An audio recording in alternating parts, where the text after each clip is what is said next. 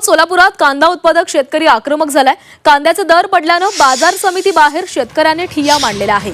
सोलापूर कृषी उत्पन्न बाजार समितीच्या मुख्य चौकामध्ये शेतकऱ्यांचा रास्ता रोको पाहायला मिळतोय। अखेर पोलीस बंदोबस्तात कांद्याच्या लिलावाला सुरुवात झाली आहे।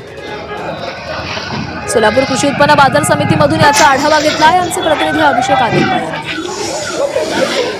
सोलापूर कृषी उत्पन्न बाजार समितीमध्ये कांद्याचे दर हे मोठ्या प्रमाणात पडले आहेत, त्यामुळे शेतकरी हे काही काळासाठी आक्रमक झाले होते। खरं तर कांदा लिलावाला सुरुवात झाली आणि भाव यायला सुरुवात झाल्यानंतर शेतकरी हे आक्रमक झाले आणि एपीएमसी मार्केट समोर काही काळासाठी त्यांनी ठिय्या आंदोलन केलेले आहे। अखेर या ठिकाणी पोलीस बंदोबस्त हा मोठ्या प्रमाणात वाढवण्यात आलेला आहे आणि पोलीस बंदोबस्तामध्ये कांदा लिलावाला सुरुवात देखील करण्यात आलेली आहे।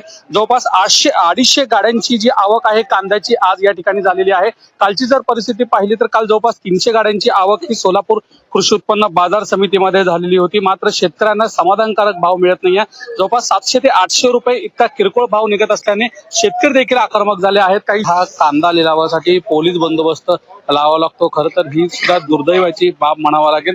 7 ते 8 रुपये इतका किरकोळ भाव हा शेतकरी राजाला मिळत असल्याने तीव्र नाराजी हे व्यक्त करण्यात येते। चांगला भाव मिळावा इतकीच माफक अपेक्षा करण्यात येते। कॅमेरामन नागेश राशिंकर सह अभिषेक आदिपाळे, झी 24 तास, सोलापूर।